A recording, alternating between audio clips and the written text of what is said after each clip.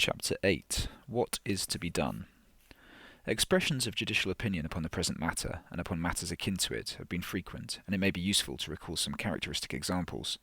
So long ago as 1893, Lord Justice Bowen, in a well-known judgment, used some plain words upon the essential necessity of a right of appeal from decisions of official persons.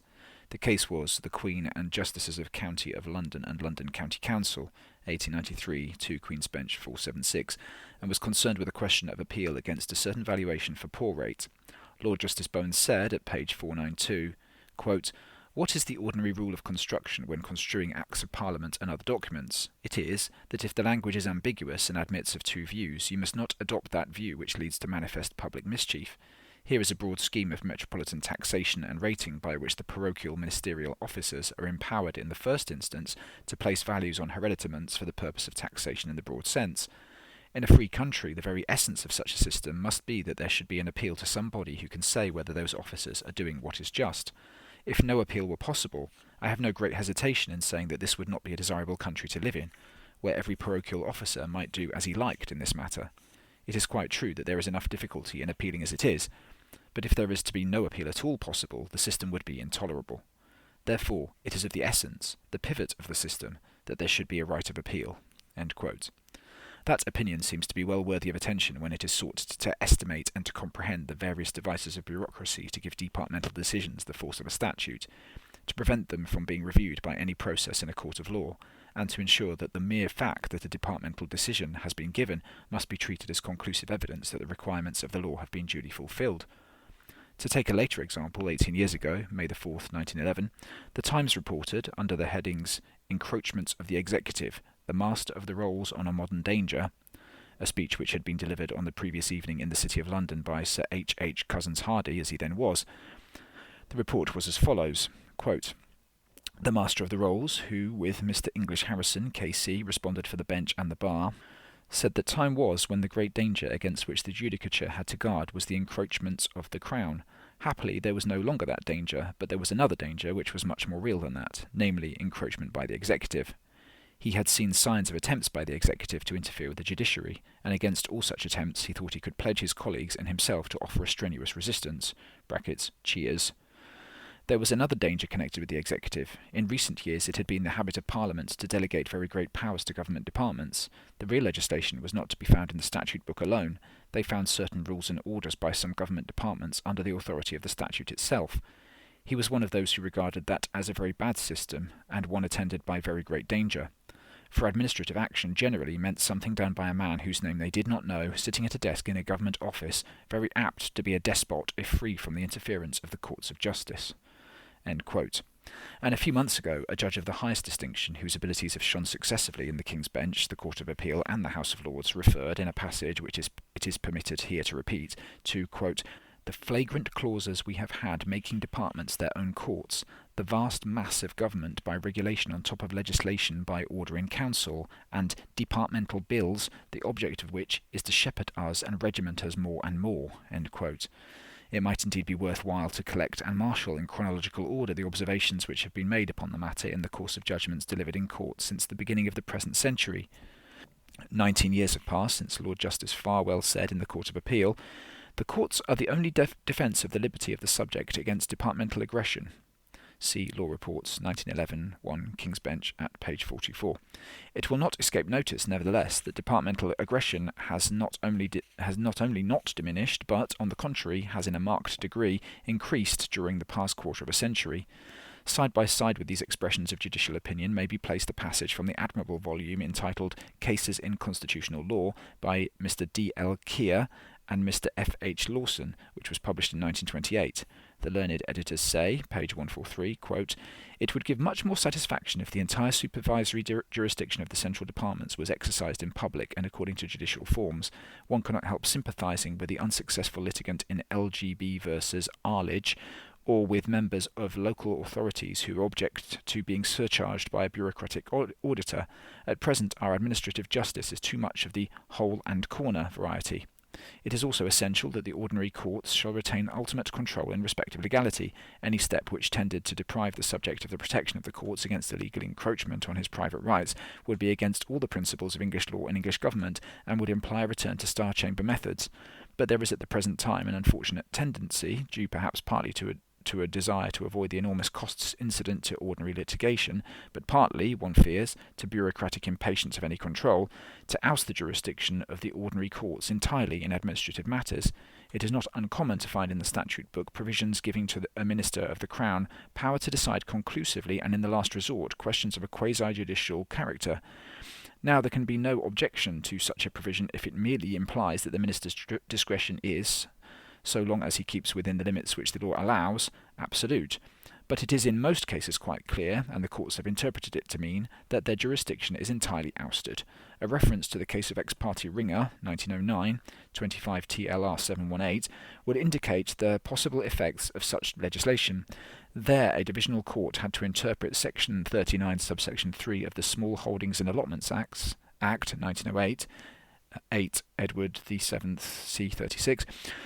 They held that their jurisdiction was completely ousted. The section ran as follows, quote, "An order of the local authority under this section shall be of no force unless and until it is confirmed by the Board of Agriculture, and the Board may, subject to the provisions of the first schedule to this Act, confirm the order either without modification or subject to such modifications as they think fit, and an order when so confirmed shall become final and have effect as if enacted in this Act, and the confirmation by the Board shall be conclusive evidence that the requirements of this Act have been complied with, and that the order has been duly made and is within the powers of this Act." Such a section was a standing invitation to the Board to exceed its powers.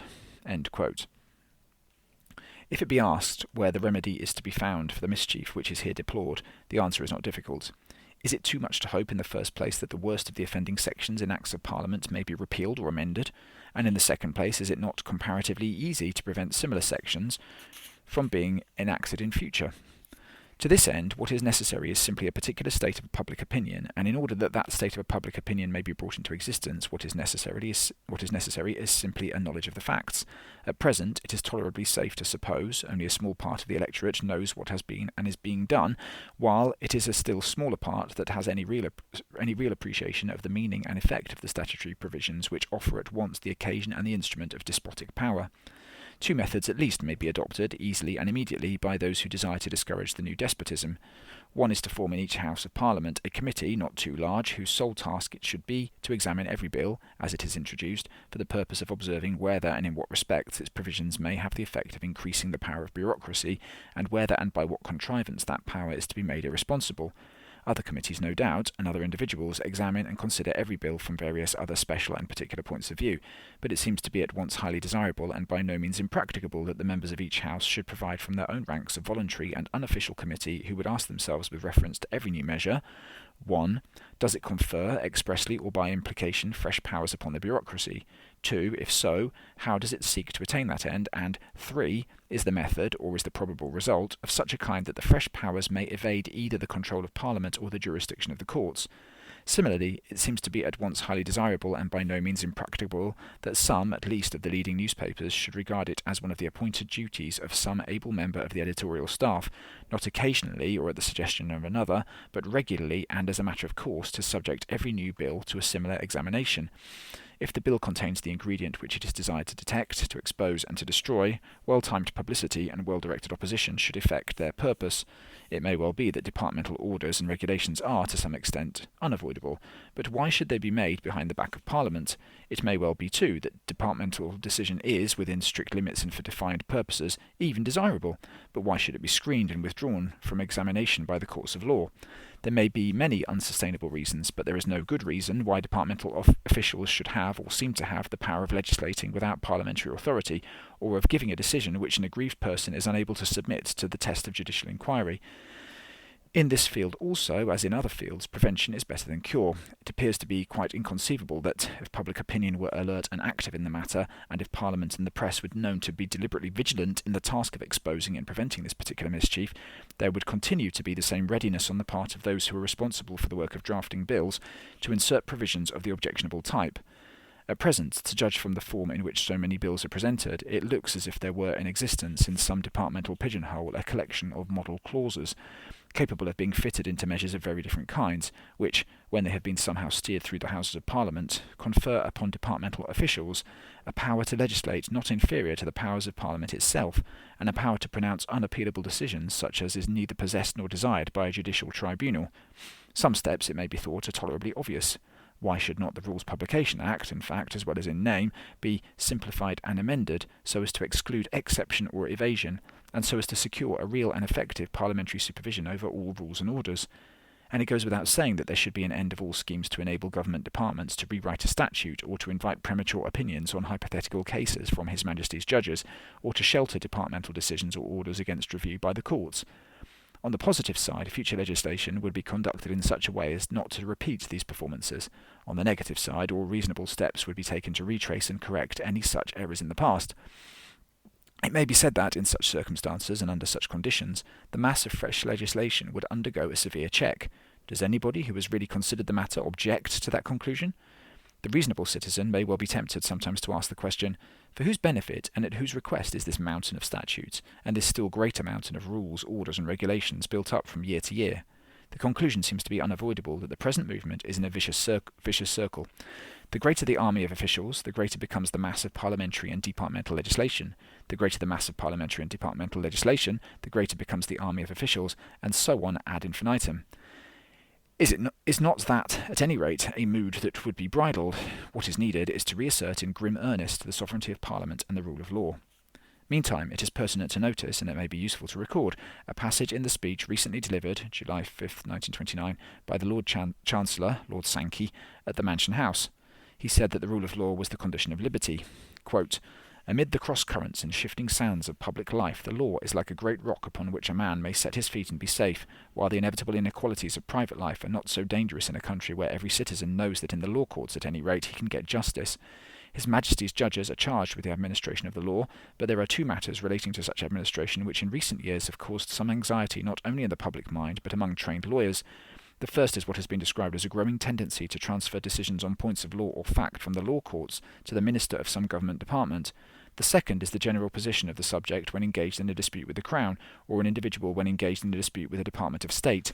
This is neither the time nor the place at which I should pronounce any definite view on either of these points, but I think that there is a general agreement both within and without the profession that these matters require further careful investigation, and it would be a source of satisfaction to me if it were found possible, while I hold office, to initiate and complete such an investigation, and to allay the anxiety which no doubt prevails in the public mind with regard to them.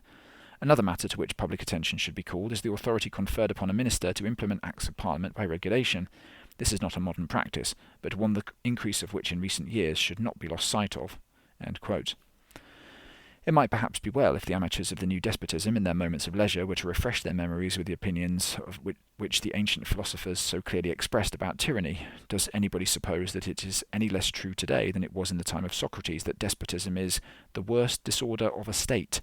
Or has anybody a real doubt upon the fact that despotism is not only an affront to the citizens, but also an extremely evil thing for the despot himself? It is sometimes said, but more commonly assumed or implied, that the mischiefs which are here referred to are a necessary consequence of the many-sided activity of Parliament in relation to the life and the fortunes of the individual citizen. The argument or the suggestion is that the functions of the state in relation to the individual have gradually come to be so enormously enlarged and intensified in comparison with what they used to be, that there is no other way of grappling with the increased volume of legislative business. Parliament, it is said, simply has not time to deal with these matters, and therefore, if they are to be dealt with, the new despotism, however evil, is a necessary evil. It is to be regretted that those who really believe this doctrine do not dare to state it in plain terms. Perhaps one reason why they refrain from that course is that the doctrine, if it were indeed true, might so easily be put the other way round. Where is the arch-defender of bureaucracy who would have the courage to say in the House of Commons, "I am placing these proposals for legislation before the House, but candour compels me to tell the House that the only terms upon which matters so intricate can be disposed of are that my department should be placed above Parliament and beyond the jurisdiction of the courts"? If, however, that is the real, though unexpressed, belief of the champions of organised lawlessness, it is highly desirable that the public should have a clear view of it. It is right that the public should be made thoroughly well aware of the price which they are invited or compelled to pay. If they were really aware of it, they might well think that the price was too high, and that they would prefer to forego the particular commodities which are so expensively to be obtained.